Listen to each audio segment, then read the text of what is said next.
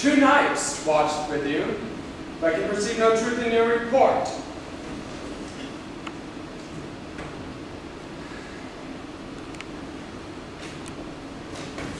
When was it she last walked? When His Majesty went into the field, I have seen her rise from her bed, thrown upon her nightgown, unlock her closet, and take forth a paper, fold it, write upon it, read it, and afterwards seals it, and again go back to bed. Yet, all of this and most fast sleep. A great perturbation in nature, to receive at once the benefits of sleep and do the effects of watching. In this slumbering agitation, besides her walking and other actual performances, what at any time have you heard her say? That, sir, which I will not report after her. You may to me, and 'tis no speech you should. To you nor to anyone, having no witness to confirm my speech. Lo, here she comes. This her very guise, and upon my life most sleep. Observe her, stand close. How came she by that light? Why, it stood by her, and she has light with her continually to sleep in. You see, her eyes are open. Aye, but the senses shut. What is it she does now? Look how she rubs her hands. It is an accustomed action with her, to seem thus washing her hands. I have known for her to continue in this a quarter of an hour. Here is a spot! Archie speaks. I will set down what comes from her, to satisfy my remembrance more strongly.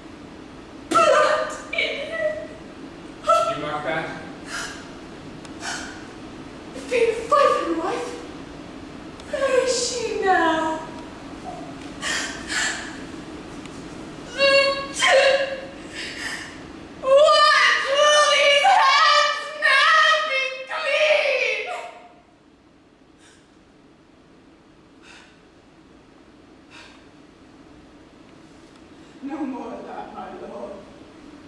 No more of that. You are always starting. Go to, you have known what you should not. She has spoken what she should not, I'm sure of that. Heaven knows what she has known.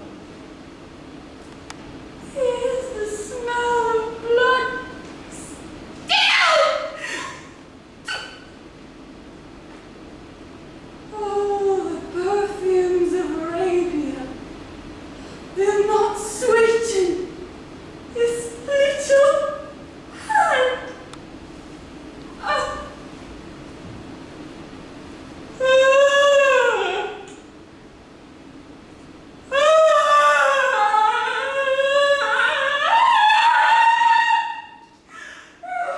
What a sign is that?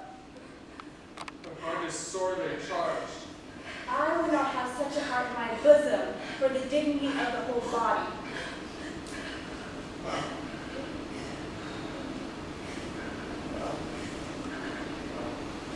Pray God be it so. This disease is beyond my practice.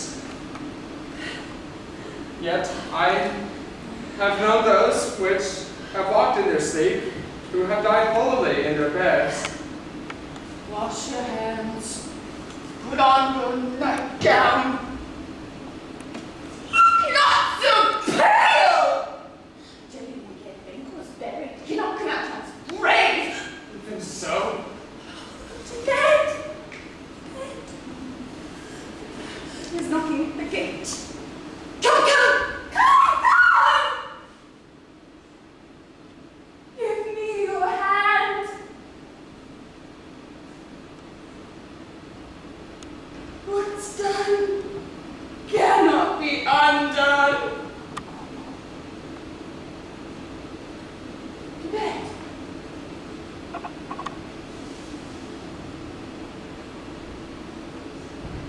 bed. Bed.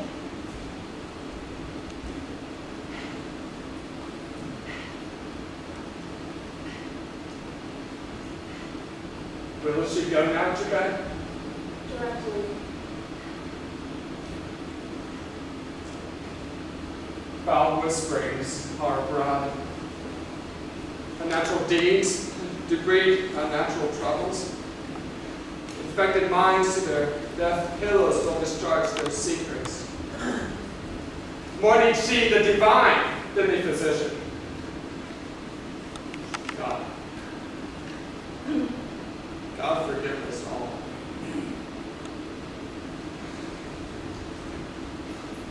Look after her. Remove from her the means of all annoyances, and still keep eyes upon her. So, good night. My mind she has mated in amazing sight. I think, but dare not speak. Good night, good doctor.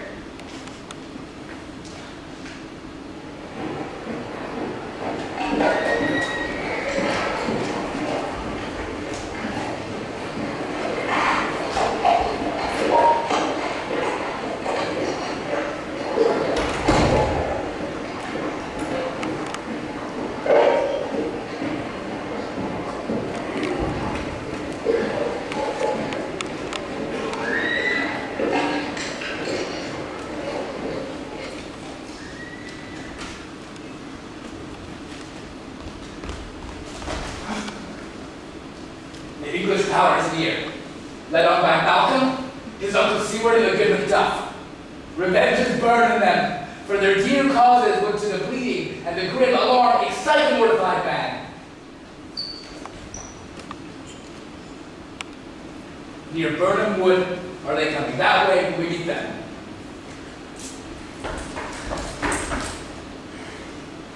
I have 5 of all the children. There's Seward's daughter, and many unrough youths that even now protest the first of manhood. What does the tyrant? Great Dunstan he strongly fortifies. Some say he's mad, others that lesser native do call him bound in fury. But for certain, he cannot buckle his distempered cause within the belt of rule. Now he feels his secret murder sinking to his hands. Now nuclear revolts upbraid his faith breach. Those he commands move only in command, nothing of love. Now does he feel his title hang loose upon him like a giant's robe on a dwarfish thief? Who then shall blame his pestered senses to recoil and start when all that is within him does condemn itself for being there? Well, march me on to give obedience which is truly owed. Make we a march towards Burnham.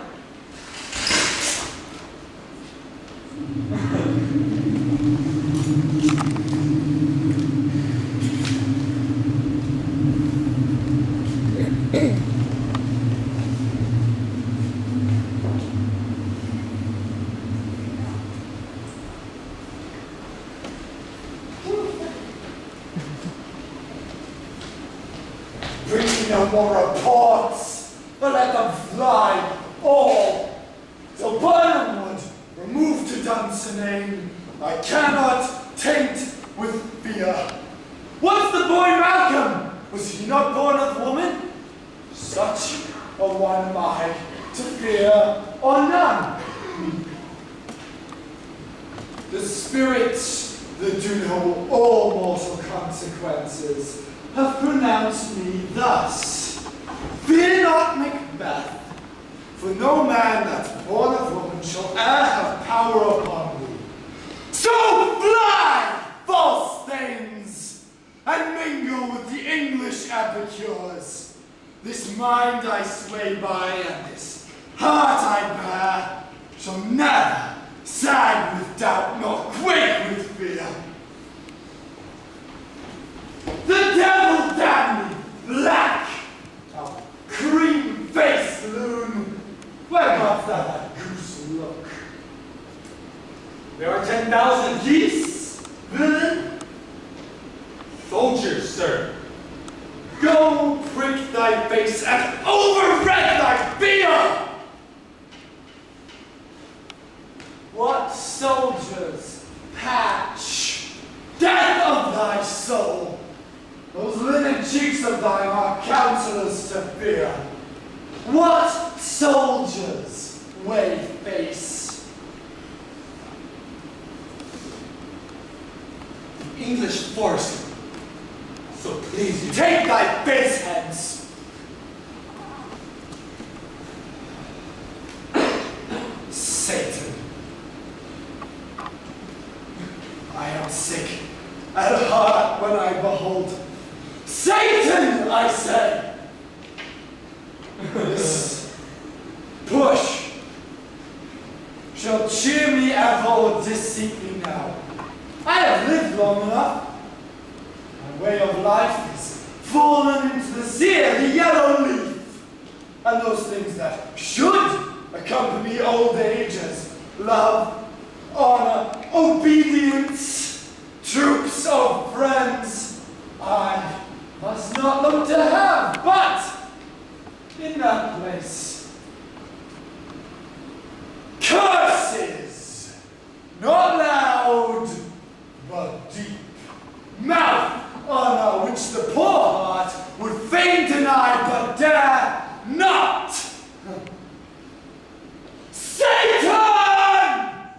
What is your gracious pleasure? What news more? All is confirmed, my lord, which was reported. Fight till from my bones my flesh be hacked. Give me my armor. It is not needed yet. I'll put it on. Send out more horses. Scur the country round and hang those that talk of fear.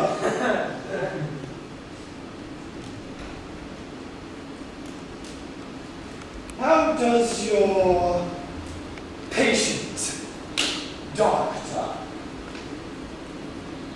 Not so sick, my lord, as she is troubled with the coming fancies that keep her from her rest. Cure her of that. What? Canst thou not minister to a mind diseased with some sweet, oblivious antidote cleanse the stuffed bosom of that perilous stuff which weighs upon the heart? Therein the patient must minister to himself. Throw physic to the dogs. I'll none of it. Satan, send out.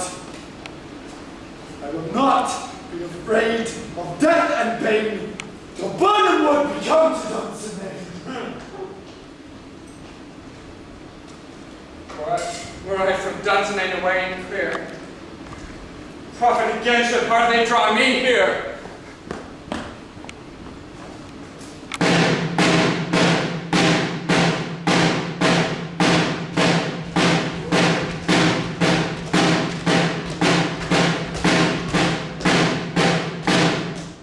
What wood is this before us? The wood of Burnham. Let every soldier hew him down a bough and bear it before him. Thereby shall we shadow the numbers of our host and make discovery air in the foot of us. It shall be done. We learn no other but the confident tyrant keeps still in Dunsinane and will endure our setting down before it. 'Tis his main hope. For where there has been opportunity, both more and less have given him the revolt, and none so willing but constraining things whose arts are absent too. The time approaches that will, with due decision, make us know what we shall say we have and what we own thoughts speculative their unsure hopes relate. But certain issue strokes must arbitrate, towards which advance the war. Ha!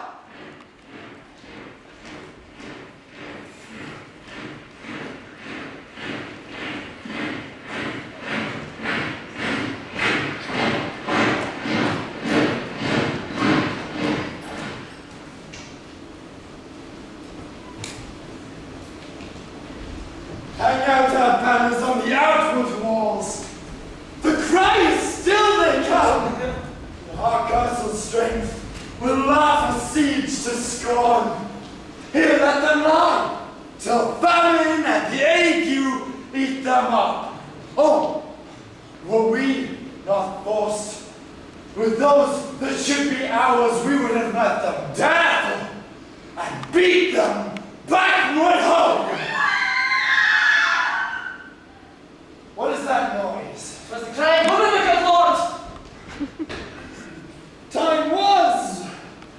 My senses would have cooled to hear a night shriek, and my bell of hair would, and a dismal treatise rouse and stir as there were life in it. But I have sat full of horrors. Dionysus, familiar to my slaughterous thoughts, cannot once start me now. Therefore was that cry. Queen, my lord, stayed.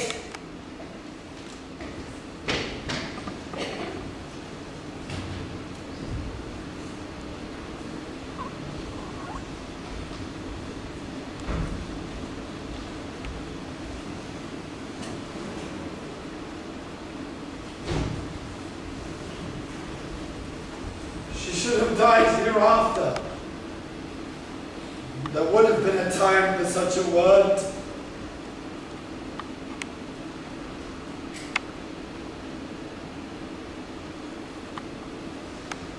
Tomorrow and tomorrow and tomorrow creeps in this petty pace from day to day until the last syllable of recorded time. And all our yesterdays have lighted fools the way to dusty death. Out, out, brief candle! Life's but a walking shadow, a poor player that struts and frets his hour upon the stage, and then is heard no more. It is a tale told by an idiot, full of sound and fury, signifying nothing. Thou comest to use thy tongue, thy story quickly. Gracious my lord, I shall report that which I say I saw. Oh, but I know not how to do it. Well say, son. As I did spend my watch upon the hill, I looked toward Burnham. And anon methought the woods began to move. Liar and slave! Let me enjoy your wrath, big thou beast! Oh, within these 3 miles that you finally see it, I say a moving grove. Thy speech be false. Upon the next tree shalt thou hang alive, till famine claim thee. And if thy speech be sooth, I cannot, if thou dost for me as much. I begin to pull in resolution, and to doubt the equivocation of the fiend that lies like truth. Fear not till Burnham Wood become to Dunsinane, and now Wood comes toward Dunsinane. On, and out! I begin to be aweary of the sun, and wish the estate of the world were now undone. Ring the alarm bell! Come, wind, blow, rack! At least we'll die with harness on our back!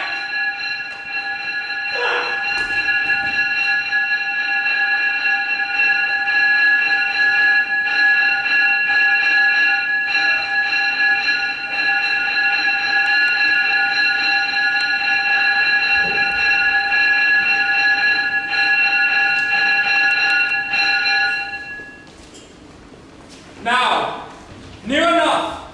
Your leafy screens throw down and show like those you are. You, my worthy aunt, shall win my cousin, your right noble daughter in our first battle. Worthy Macbeth and we shall take up arms what else remains to do according to our order. Fare you well, daughter. Do we find the tyrant's power tonight? Let us be beaten if we cannot fight.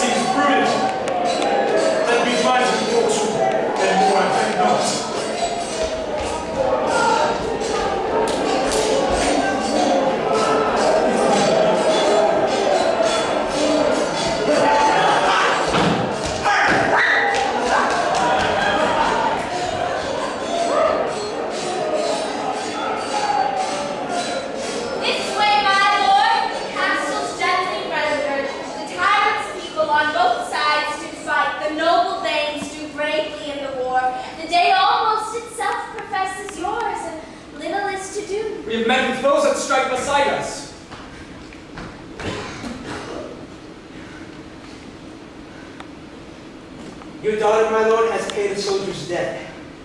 She only lived but till she was a soldier. The which no further have had her prowess confirmed in the unshrinking station where she fought, but like a warrior she died. Then she is dead? I am taken off the field. Your cause of sorrow must not be measured by her worth, for then it hath no end. Had she her hurts before? I, on the fright. Why, God's soldier be she. Had I as many daughters as I have hairs, I would not wish them to a fairer death.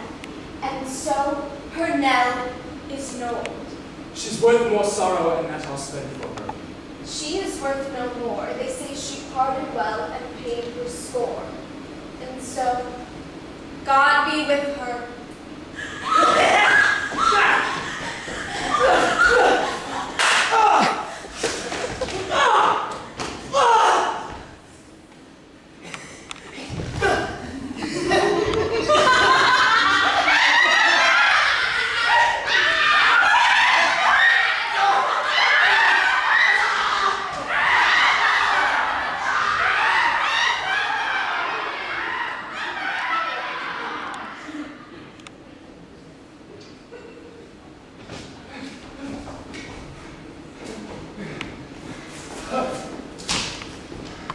Why should I play the Roman fool and die on mine own sword? Whilst I see rise the gallows to bear upon that.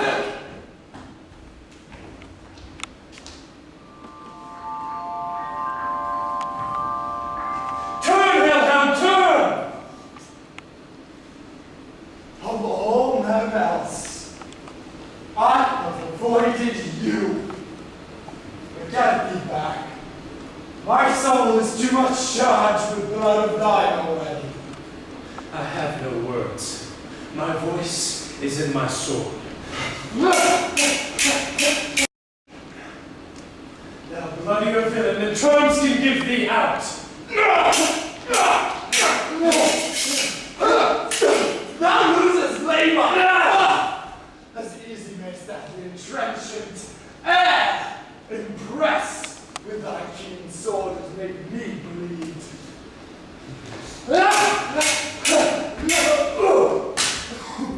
Let fall thy blade on vulnerable crests. I bear a charmed life, which will not yield to one of woman born. To spare thy charm, and let the angel whom thou still hast served tell thee, Macbeth was from his mother's womb untimely whipped.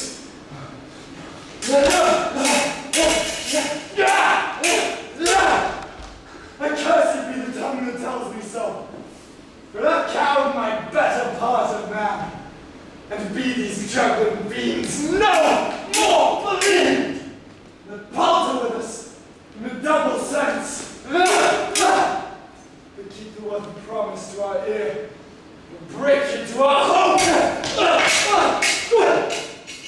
I'll not fight with thee. Then yield thee, coward, and live to be the show and gaze of the times. We'll have thee, as our rarer monsters are, painted on a pole, and under it, here may you see the hound.